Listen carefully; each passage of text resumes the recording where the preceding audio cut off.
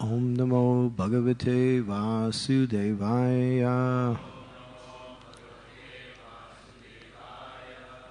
So this is Canto 10, Chapter 15. Chapter is entitled The Killing of Dhenuka, the Ass Demon. Text 40, 41, and 42. Atatalam phalam yadan manusya gata sadvasaha trinam chapasavas cheru hatha denuka kannane atatala phalam la yadam manusya gata savasaha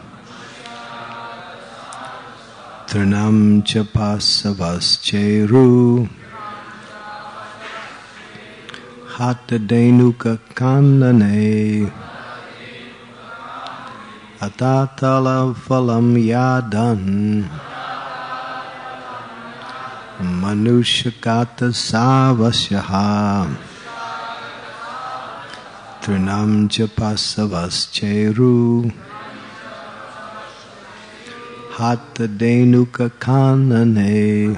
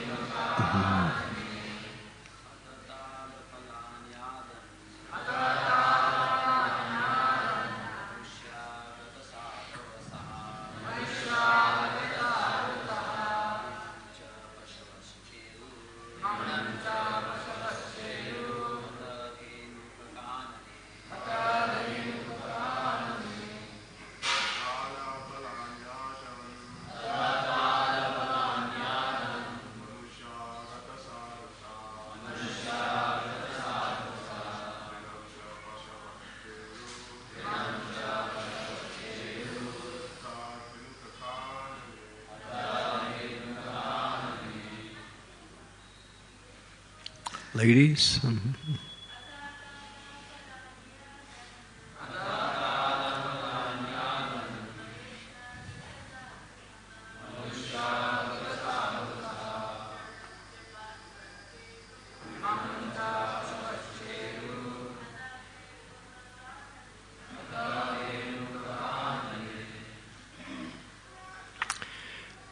So, Ata, then, Tala, of the palm trees, Phalani, the fruits, Adan, ate, Manusya, the human beings, Gata Savasyaha,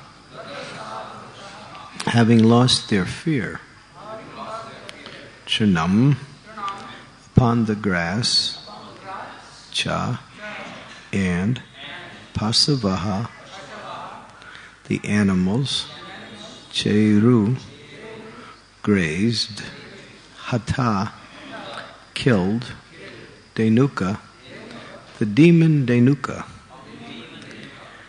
Kannane, in the forest. Translation: people now felt free to return to the forest where Dhenuka had been killed, and without fear they ate the fruits of the palm trees. Also, the cows could now graze freely upon the grass there. So there's a very one-line purport.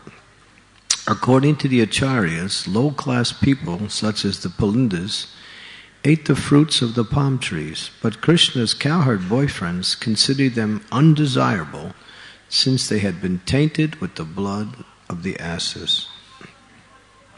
Text 41, translation: Then lotus-eyed Lord Shri Krishna, whose glories are most pious to hear and chant, returned home to Vraj with his elder brother Balaram. Along the way, the cowherd boys, his faithful followers, chanted his glories. Purport, one line. When the glories of Shri Krishna are vibrated, both the speakers and the hearers are purified and become pious. Translation, text 42, and purport. Lord Krishna's hair, powdered with the dust raised by the cows, was decorated with peacock feathers and forest flowers. The Lord glanced charmingly and smiled beautifully, playing upon his flute, while his companions chanted his glories. The gopis, all together, came forward to meet him, their eyes very eager to see him. Purport. Superficially, the gopis were young married girls, and therefore they would naturally be ashamed and fearful of casting loving glances at a beautiful young boy like Shri Krishna.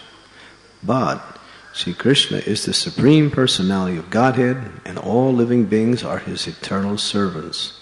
Thus, the gopis, although the most pure-hearted of all great souls, did not hesitate to come forward and satisfy their love-struck eyes by drinking in the sight of beautiful young Krishna. The gopis also relished the sweet sound of his flute and enchantingly fragrance of his body.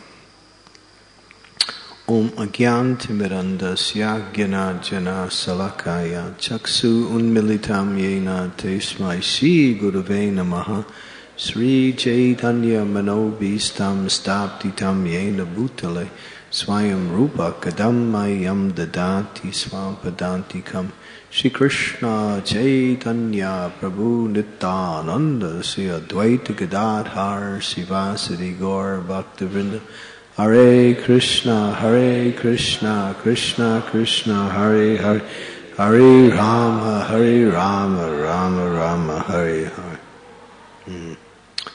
So this is concluding section of the purport on the killing of the Dhenukasura, the ass demon,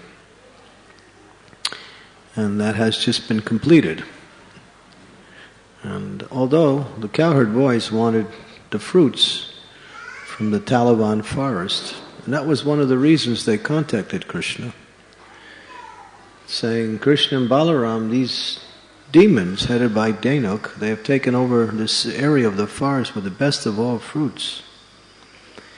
And now, we can't have these fruits, and we really want these fruits. So Krishna wants to satisfy the desires of his eternal associates. And so he immediately went there along with Balaram.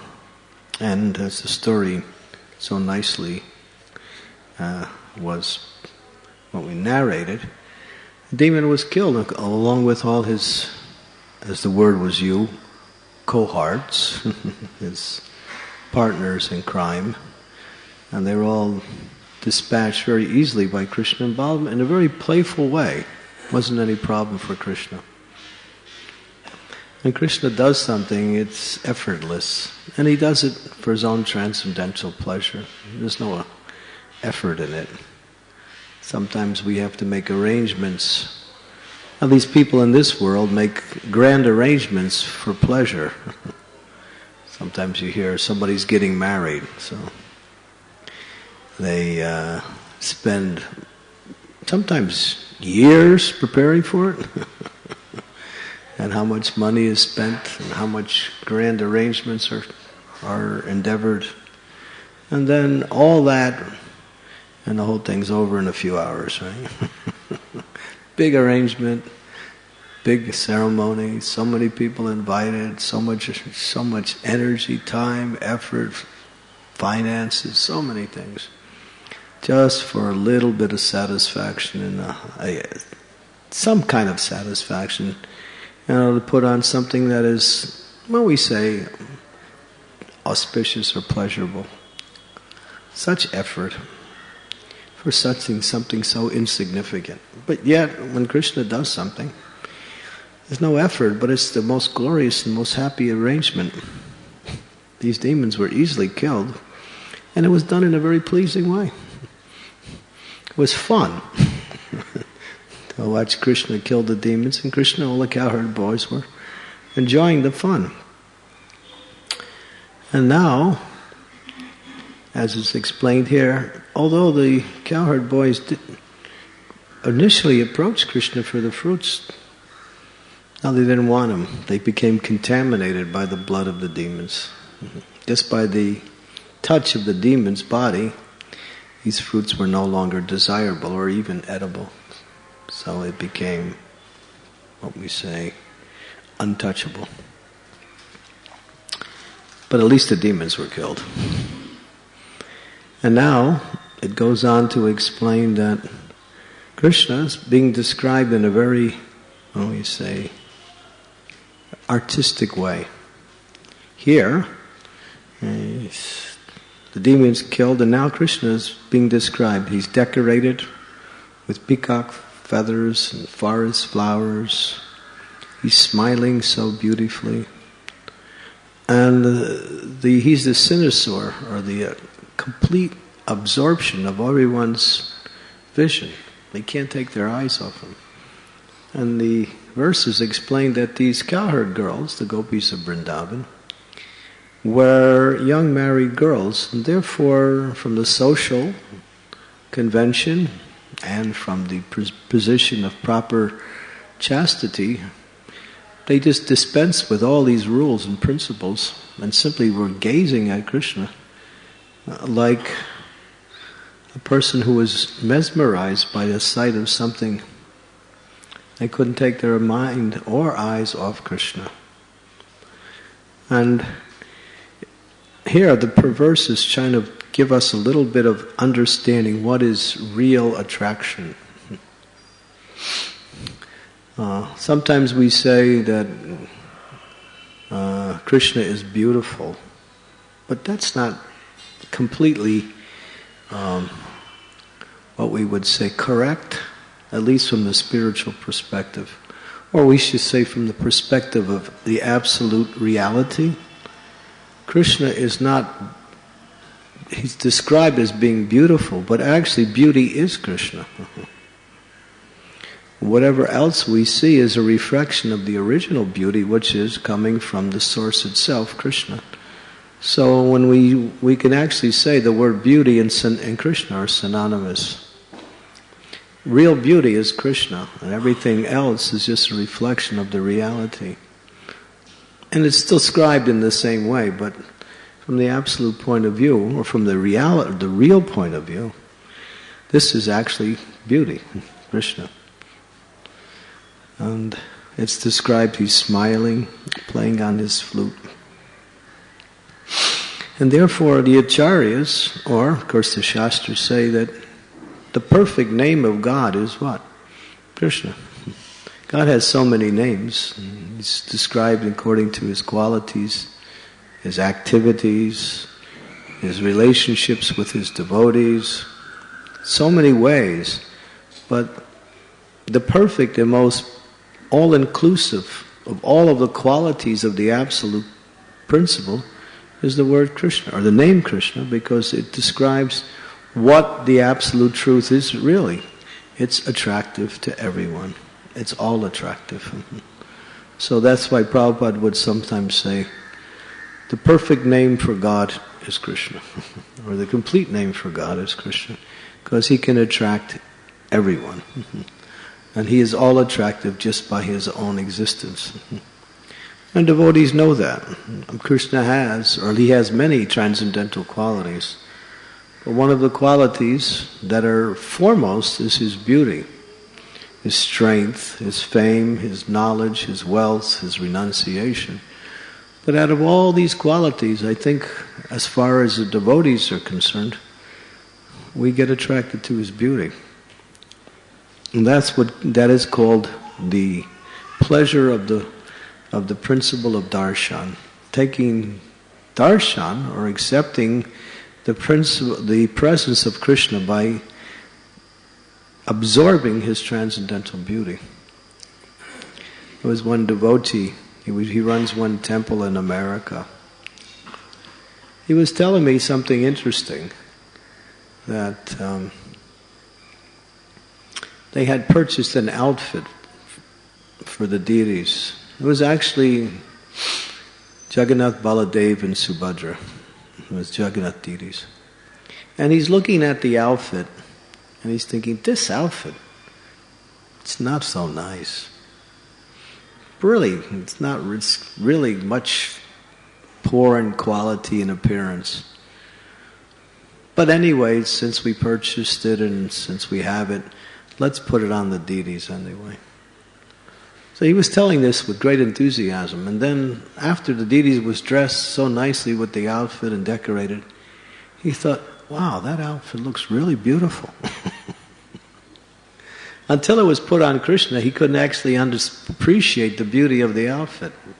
But as soon as it was put on the source of all existence and all beauty, the outfit actually became attractive. We see that also sometimes. When something is separated from its source, it loses its natural quality. But when it's regained, connected again to its source, it retains its natural beauty, charm, appearance. It becomes attractive also when it's connected to Krishna. So here, the gopis, they can't stop looking at Krishna. They're mesmerized, they're gazed. Their gaze is fixed on the beautiful form of Krishna. It's described in Brahma Samhita, the beauty of Krishna. He plays on his flute. The flute playing of Krishna is the expression of Krishna's love for all living entities. What is he doing? He's calling the living entities by the sound of his flute. And that charming flute playing is his love call, we call it. He's calling each and every one of us back to him in loving devotional service. And the devotees respond to that flute call by serving the Lord and by chanting his holy name. And that's the response to the beautiful flute call of Krishna. We want to reciprocate that by serving the Lord or chanting the glories of the Lord. So Krishna plays on the flute, he smiles. It says his eyebrows are so charming, they're like bows. His eyes are like arrows. And it says that in this world, beauty is described in the form of many manifestations of these different features of this world, such as a beautiful scene within nature. But what most people get attracted to the beauty of the opposite sex, or what appears to be attractive in that sense. And that element is what keeps the material energy, what we say people get inspired for material happiness because of the principle of attraction to the opposite sex. But it says that if one simply, with all heart and soul, meditates on the beautiful eyebrows of Krishna, they lose all attraction to anything in this material world, especially the charms of Cupid. So Krishna's transcendental body is designed in such a way as to destroy all material attractions.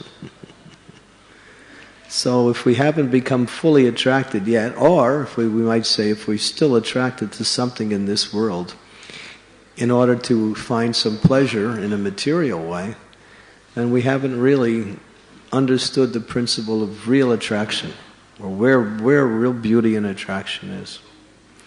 And that is in the transcendental form of the Supreme Personality of Godhead. And the gopis cannot stop looking at Krishna, and said, in fact, they curse Brahma. Brahma is the creator, and he is deputed to craft or artistically put together the bodies of the forms in this world.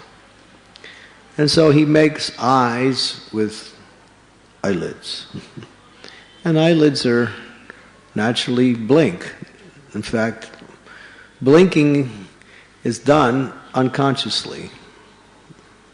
No one even notices they're blinking, but they blink. And sometimes other people don't even notice you're blinking while you're blinking. It's such a subtle part of your existence. But the gopis are cursing Brahma, is saying, you create these eyes, which are very nice, gives us the chance to see Krishna. But then you make this mistake. After you make these eyes, you put eyelids, and it just makes our vision interrupted. They're serious. It's not just some nice eulogy that some poet has put together in order to make things sound very fantastic. They're actually feeling like this, that this is a disturbance to our darshan, taking in the beautiful form of Krishna's existence. So this is real bhakti. This is full bhakti. One cannot, even for a iota, we use that word iota, which is minusculic, minute, totally immeasurable part of a time period, deviate their attention away from Krishna. And yet, when they came to see Krishna in the forest, when Krishna called them on the flute, they left their homes, they left their husbands, they left their children, they didn't even dress properly. They came running to see Krishna in the middle of the night, and Krishna, as soon as they came, he said, "What are you doing here? You're young, beautiful girls, you have so many family responsibilities. You're going to be ostracized by society, you're going to be criticized, vilified. Your reputation is going to be destroyed simply by you coming here." But they didn't care. They didn't care. All their only concern was, as Krishna's calling, and this is the call of our own heart, waiting for Krishna to call us. And so they were running there immediately to see, and Krishna just immediately abandoned them. But they never gave up their love for Krishna, despite. And that's the highest principle of bhakti. This is an interesting point, I think, for devotees to understand. That we do experience difficulties, reverses, disappointments in the execution of our devotional service. Sometimes our desires are not fulfilled. Sometimes you get sick, or you lose something valuable, or even you get killed. But devotees never take that as a reason to become less devoted. Of course, we sing, not sing, but we chant, we sing also. Aslisyava pinaratam punastu mama darshanam marmahatam karotu va yatatatava viradatu lampato madpranam nastu saeva naparaha. This is real bhakti. Whatever Krishna does, it doesn't really matter. Still, my business is simply to serve him with devotion. It doesn't really matter. Whether I gain materially or lose. Even if I lose spiritually. How can you lose spiritually? Well, sometimes it says that, you're trying to make spiritual advancement, and you're chanting your rounds, and you're doing so many things, but still, you don't feel like you're making any advancement, but still you're engaged in devotional service. Maybe Krishna's just testing you and just seeing what is the quality of your determination in bhakti. Whether that's going to carry you through despite how he reciprocates. But Krishna's always reciprocating with his devotees. But sometimes it's not so apparent how he reciprocates.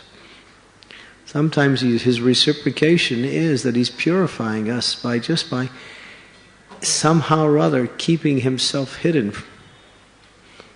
And that's actually the mood of real bhakti. The devotee doesn't expect anything from Krishna.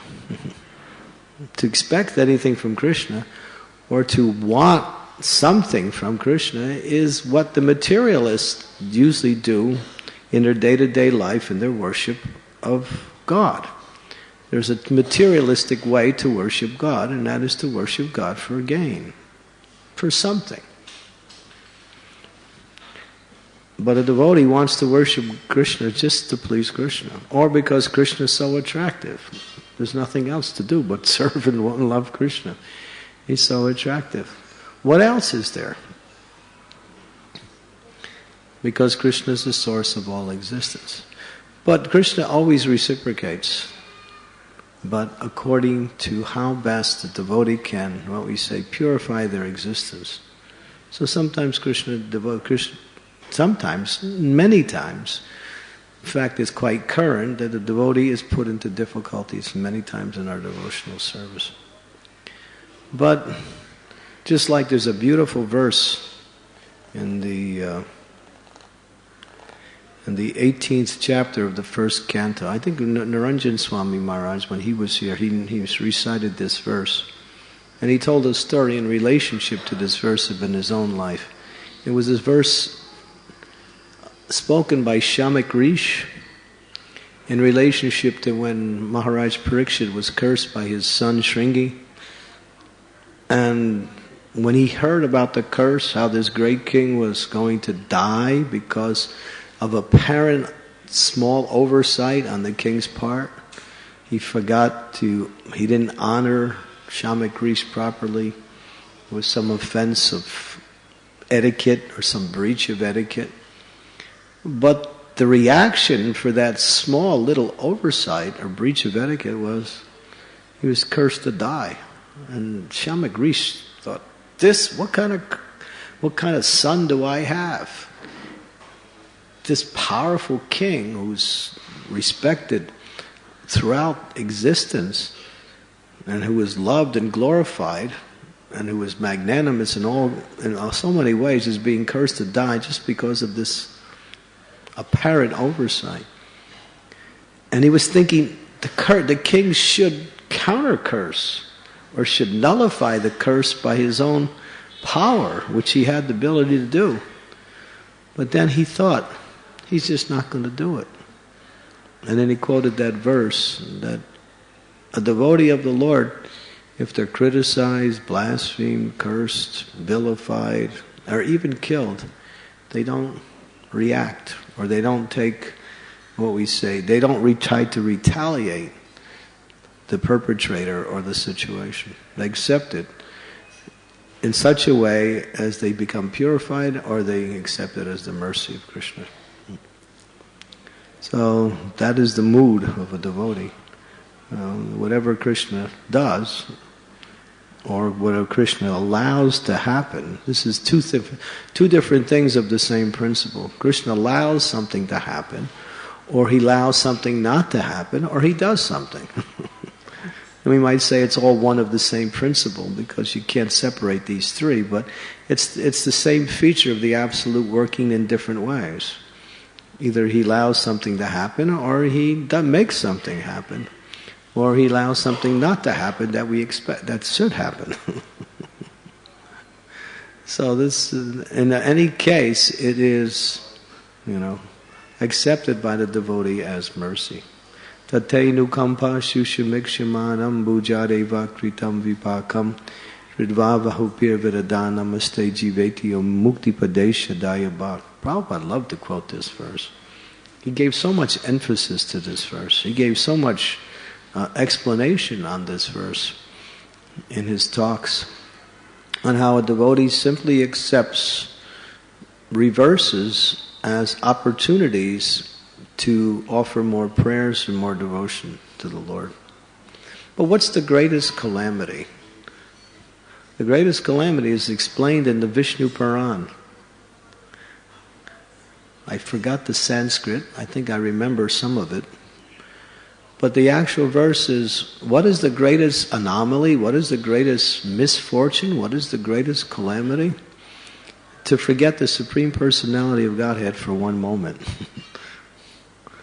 That's explained in that verse. Forgetfulness of Krishna is equal to the greatest of all calamities. Why? Because the forgetfulness of Krishna is the cause of all difficulties and all problems. And the way to overcome all difficulties, all problems, all apparent misfortune is simply to remember Krishna. Simply to remember Krishna. And having the darshan of Krishna, as the gopis did, their hearts were attracted, their minds were satisfied. They became absorbed. And that is perfection, to become absorbed in devotion to Krishna, or becoming absorbed in Krishna. So darshan really means to have the opportunity to offer your respects and love to the Supreme Personality of Godhead in such a way that the Lord is pleased by that, by your devotion, and by that pleasure Krishna reveals himself more and more. Krishna was pleased here. The demon had been killed, and now he was back with his cowherd friends. How much Krishna likes to play with his friends. When Lord Brahma had stole the calves and the cowherd boys and that whole pastime, and finally after Krishna bewildered Brahma and he manifested more cowherd boys and calves that were exactly like the same ones, and he manifested them in the exact same features, and he manifested each one as Vishnu forms. He did so many things to show Brahma his power and glory as the Supreme Personality of Godhead. And then Brahma, after being humbled and completely, belittled and mortified in front of Krishna, started to offer beautiful prayers to Krishna, glorifying the process of devotional service and Krishna's love for his devotees. And Krishna was just sitting there listening to his devoted Brahma, and he was thinking, this is what it explained, that Krishna was thinking, I can't wait till he's finished with his prayers so I can go back and play with my cowherd boy. He was eager to go back and play with the boys again. He simply wanted to go and perform his transcendental pastimes with his loving devotional service. He wasn't so interested hearing the prayers of Brahma, although Brahma was giving his such beautiful prayers.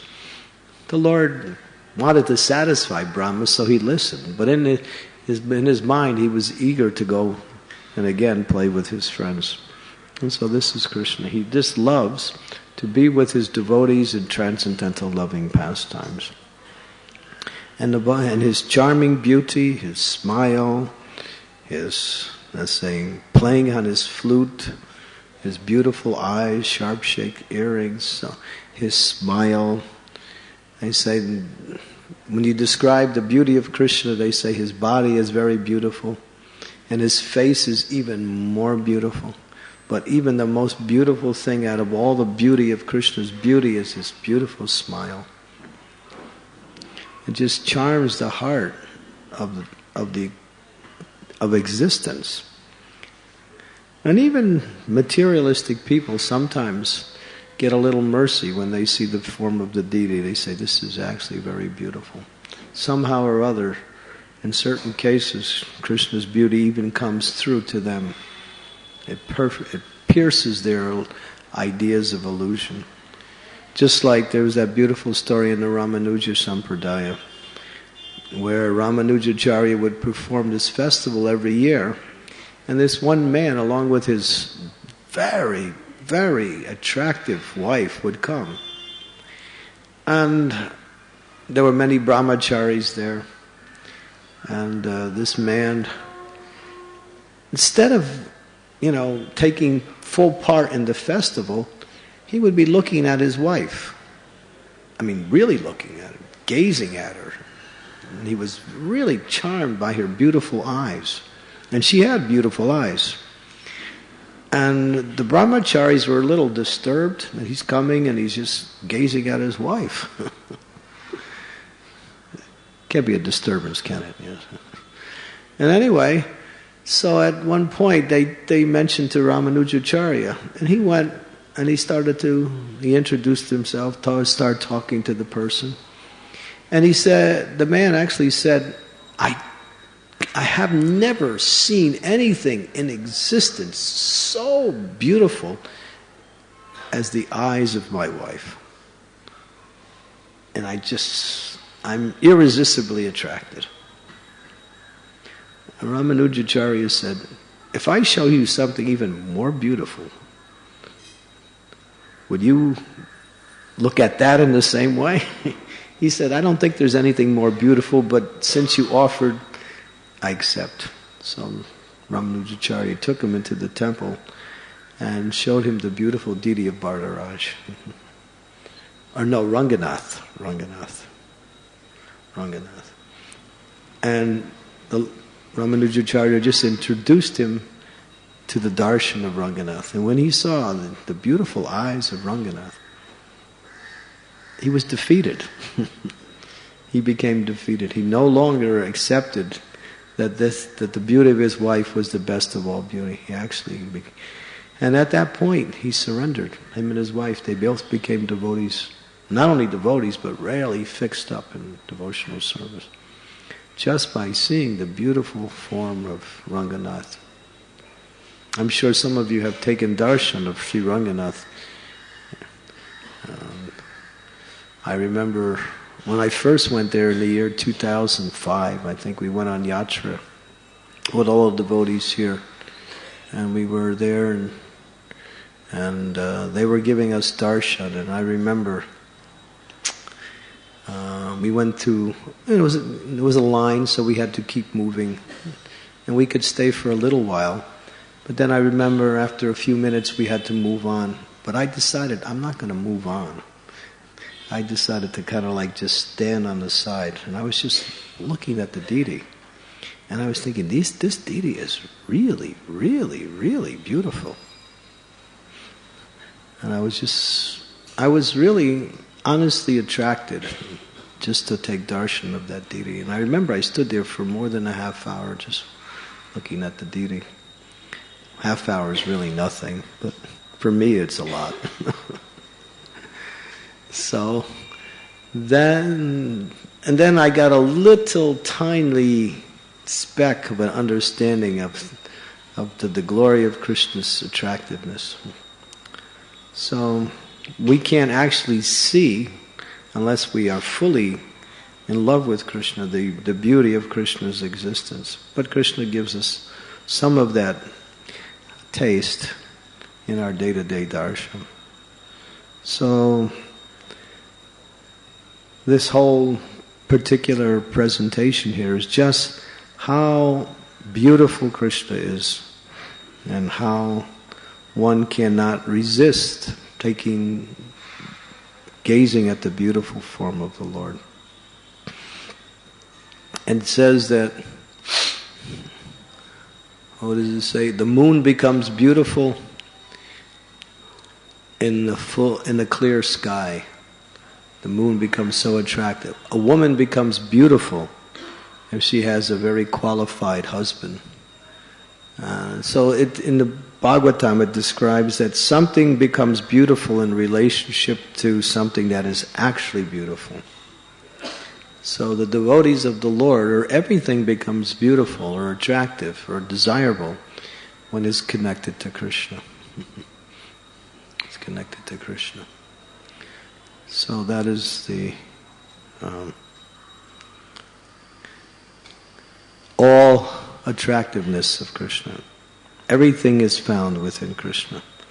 And for a devotee, we just love to take darshan of his beautiful transcendental form, especially Sri Radha Gopinath here. How the devotees here work so, what we say, devotionally to make the deity so attractive. He's already attractive. But he gives the opportunity to allow us to serve him and dress him and decorate him in so many ways just to increase the attraction. And that is his mercy. And so the devotees are just adding or bringing out by their own bhakti. Bhakti brings out everything. Bhakti makes everything beautiful because bhakti itself is the source of all beauty. Bhakti is so powerful that even Krishna becomes attracted by bhakti. Nothing can attract Krishna except bhakti. Krishna knew about Dhenukasura in the forest. And he knew about the Talavan trees and he knew about the fruits. But he didn't do anything. It was only when the cowherd boys came and just said, we wanted the fruits, then Krishna did something, Krishna and Balaram, just to please his devotees. Krishna likes to please his devotees, and the devotees like to serve and please Krishna. So this is a wonderful little description of the beauty and the charmingness of the Lord. And how the gopis gave up everything simply to take darshan of Krishna, simply to serve Krishna. It's described in another time when Krishna was lifting Govardhan Hill, that there was a group of younger gopis who had never really had the opportunity to associate with Krishna. But when Krishna had lifted Govardhan Hill, all the residents of Vrindavan came underneath that hill. And it says that the younger gopis were simply satisfying, they were having a festival. Their eyes were engaged in a festival, just staring or absorbing the beautiful form of Krishna holding up the hill. And Krishna gave that vision for 7 full days. He did that to satisfy these younger gopi girls who simply wanted to see Krishna. That was one of the reasons. Okay. Today also is the appearance of Madhvacharya, the powerful Acharya who is head of the Sampradaya, the Madhva Sampradaya, one of the 4 authorized Sampradayas. His life, his pastimes, his activities are also nicely described in different ways throughout the Shastras. And there's one book, I believe Prabhupada mentions it in one verse in the Chaitanya Charitamrita. I think it's called Madhva Vijaya. It's one Shastra. Prabhupada said, if you want to know the pastimes of Madhvacharya, simply read this one book. It's described there. Madhvacharya was an expansion of the wind god Vayu. And he was powerful. It says that when he was a young boy playing, his mother would call him and he would simply, wherever he was, he would jump and immediately come to his mother. Even if he was miles away, he could jump, one jump, and there he was. His parents were not so wealthy. They were simple villagers. His father became indebted one time, and the debt was so huge that he couldn't pay it back. And he was becoming very distressed over not being able to pay this debt. And it was causing the father great anxiety. So little Madhvacharya, he wasn't Madhva to child, his name was Vasudev at the time. He went back in the back area of the house, and there was a tamarind tree there. And some of the tamarind seeds had fallen onto the ground. So he picked up a whole handful of tamarind seeds, and he walked over to his father and said, "Here, Father, you can pay the debt with this." And when he handed it to his father, all the seeds turned into gold coins. Oh, and his father was very pleased. Of course, he was amazed also. And so he's described in so many ways. He took sannyas at the age of 13, 12 or 13, I believe. He was the only son of his parents at the time. And he left home, went to study under one spiritual teacher, became attracted and wanted to give up everything. His parents wanted to get him married, but he wasn't interested in that. He had developed a seed of renunciation, and he wanted to take the sannyas order of life. So upon the request of his guru, he was obliged to get permission from his parents in order to take that order. But his parents wouldn't give him permission. They refused. They said, "You are our only son, how can we do that? This is worse than death for us." And so he said, "All right, I will stay home, but when you have another child, then I will again request you." They agreed. Another child was born. He requested again. They said no. They reneged on their promise. And then he decided, well, I'm just going to leave anyway. So he left. His parents were shocked, and they came after him, and they followed him.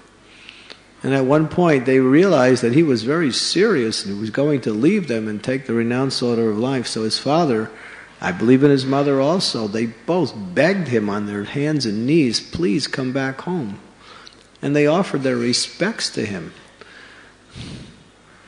And he said, "Just see, you are offering your respects to me. That means I am a sannyasi." Because your parents don't offer respects to their children by bowing down in front of their children. So this was confirmation. So he left and took sannyas. He was fearless in shastric knowledge. At that time, the Mayavadi principles were very strong throughout many places of South India. And Mayavads were becoming very, very influential. But Madhvacharya, he would learn the Shastras and he would challenge many of these Mayavadis and defeat them. And many of them actually became his followers. One time he was about to debate this one Mayavad who was a real powerful Mayavad. And usually when you debate, you have to quote Shastra. You have to. Otherwise your debate has no authority, no influence. So he had his whole library full of Shastric books. And so, knowing the power of his knowledge, the Mayavadis arranged to steal his books. And they were successful. So he came to the debate without his books, but he had learned the books so perfectly that he was able to quote the books verbatim without even having the books available. And he still defeated the Mayavadi. So that's a beautiful story. Of course, the bringing of the beautiful deity of Udupi Krishna, we know that story. How one time one boat was coming from Dwarka, and it was near the shore, and Madhvacharya is walking there, and the boat became, what we say, it hit a sand barge and became stuck and couldn't move, and it was in distress, and he saw it, and he gave some signals how to get free from the sandbars just by waving his sannyas charter. And it was successful. The boat person was able to get free and came on the shore. He was so happy. He wanted to give something to this sannyasi, but when he offered it, Madhvacharya refused to take anything. But the man was insistent. "You have saved our boat, you have saved our cargo, you have saved our lives. We want to give you something." He said, "Do you have any Gopi Chandana aboard?" He said, "Yes, actually we have 2 big blocks that we put on board in order to stabilize the boat on the water." He said, "Give me those." So they were heavy, they were huge. He said, it took 30 men to load them on the boat. So Madhvacharya came and With one hand he picked up one block, and with the other hand he picked up the other block and just walked away with him. He was strong. And then he was walking, and one of them slipped from his hand. One of the blocks fell. And when it fell, it broke open, and inside it was a beautiful deity of Balaram. And he established a temple right at the place where the deity appeared. And you can go there today. That deity is still there, the beautiful deity of Balaram. It's not far from the original Udupi temple there. We took darshan when we came a few years ago. A beautiful, beautiful deity of Lord Balaram. Unfortunately, not too many people go to visit that temple. Everyone comes to the Krishna temple. And that second block came, and that block also broke open later on, and the beautiful deity of Udupi Krishna, and he established that there. It's still there today. And thousands, not only thousands, but sometimes hundreds and thousands of people come to visit that deity. I remember I was there a few years ago. It was actually the end of 2007, the beginning of 2008 I was there. I stayed there for 1 month. And I was going practically every day just to see the deity. And as I was taking darshan of the deity, I was astonished how much time and how much, what we say, arrangements they make to worship the deity. It takes them 5 hours every morning to do the puja to Udupi Krishna. And you could watch. They have a little window you gaze through. The darshan's a little difficult there because it's just a little window. And you have to, like, 1 or 2 people at a time can look through the window. But when you look, you see the pujari there with the deity doing the various types of pujas and offerings like that. And it goes on for 5 hours. And so I was going there regularly. And so that deity was established. He's famous throughout all of South India, Udupi Krishna. And he manifests his transcendental appearance in different manifestations of his pastimes. He'll appear in his different leelas in different ways, just to charm the minds of each and every individual who may be attracted to him in one of his many different types of forms. That's a beautiful deed. So that was established by Madhvacharya, and it's still worshipped nicely today. So Madhvacharya also met Chaitanya Mahaprabhu, and that was before Lord Chaitanya actually appeared. Chaitanya Mahaprabhu came back 200 years after the disappearance of Madhvacharya. But he appeared to Madhvacharya and told him that I will take 2 principles from each of the 4 sampradayas and 2 principles from your sampradaya also. And the 2 principles, and I will establish that as my teachings.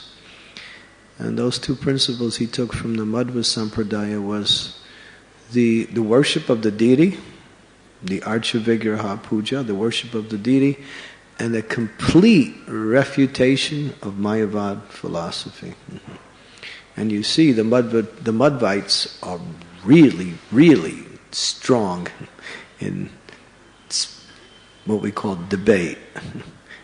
I remember in 2004 I was at the World Parliament of Religions in Barcelona, Spain, and it was a panel of different religious persons.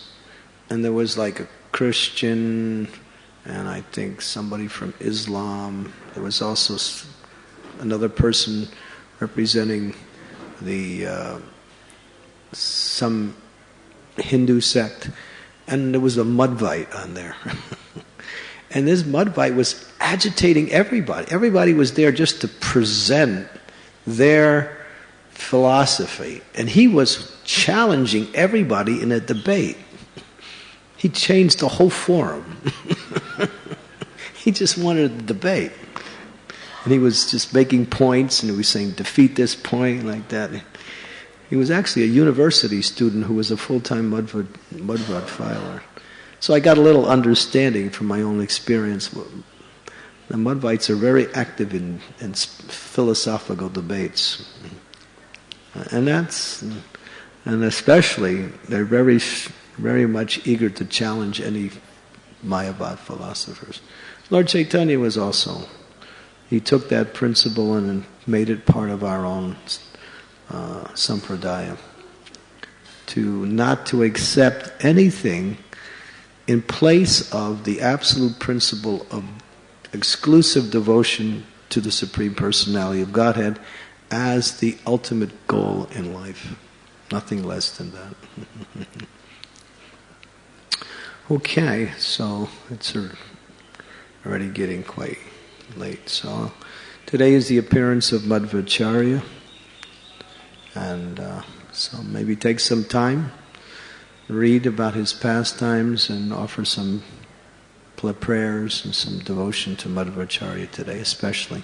On these appearance days and disappearance days of the great acharyas, we get special mercy from such personalities that they inspire us in our devotional service when we absorb ourselves in hearing and chanting their glories and their activities.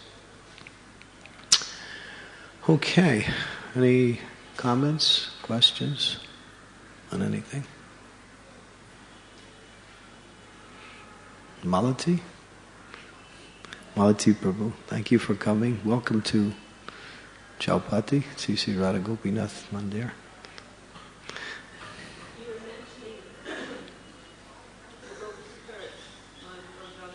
Oh yeah. And the other day I read in the purport in the first canto, you were mentioning. Is it working? It looks good. Anyway, this one doesn't reach, I don't think. So I'll repeat what you say. Hare Krishna. So you were mentioning the curse of the gopis on Lord Brahma, and you were referring to Parikshit Maharaj also in your discussion. So in this 12th chapter in the first canto, which is the advent of Parikshit Maharaj, there's the glorification and also the description of his qualities by the great sages. Parikshit Maharaj. Yes. Mm-hmm. So on the 23rd verse, they were comparing him to Yudhisthira and Lord Brahma. And so they were like, by glorifying his different qualities, this is just as he's born, the advent. So that's like instilling these qualities into the personality. Mm-hmm. So they said that he would be forbearing, like Lord Brahma and Maharaj Yudhisthira. So he said both of these, according to different sources, like that one was accepted as a grandfather and the other was accepted as a grandfather. So they were both considered as grandfathers. So he would be like the grandfather.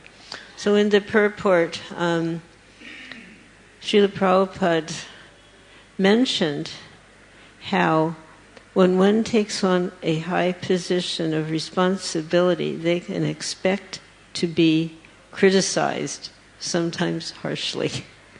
And then he gave the example of Lord Brahma being cursed by the gopis.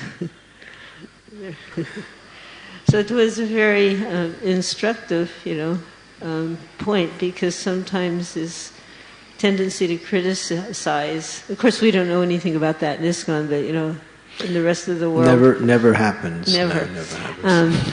But we see how this tendency is there. And the example is right there, how the gopis were even criticizing Lord Brahma. And he accepted it. With forbearance. With forbearance. So that's, and the other point this brings to is, you were mentioning how Lord Brahma, he could have, or somebody could have halted that curse. Right. He had the power. Well, not Lord Brahma, but Parikshit Maharaj. Yeah. But he didn't. And then I got the understanding, because of his forbearance Right. that was instilled upon him at his advent. Yeah. The quality of forbearance, I guess forbearance is a taking the word tolerance and taking it to a higher level. That you have to really brace yourself for the attack. Or when the attack comes, you have to be really ready to tolerate it in such a way that for most, tolerance can be done for many people, but forbearance is a higher form of tolerance. So, yeah. And that's what makes a personality great. I think that's quoted, that the greatness of a personality is understood by how they're able to tolerate circumstances that are normally intolerable. Like that. So we all know about tolerance, but forbearance is a real test. So therefore we take inspiration from these personalities. Yeah, and even Lord Brahma had to be cursed. And he didn't do anything wrong, at least apparently. Thank you, Malati. Anything else? Anyone else? Okay, thank you for being so forbearing. Srila Prabhupada ki jai, Srimad Vacharya ki jai, Srimad Bhagavatam ki jai, Sri Sri Radha Gopinath ji ki jai.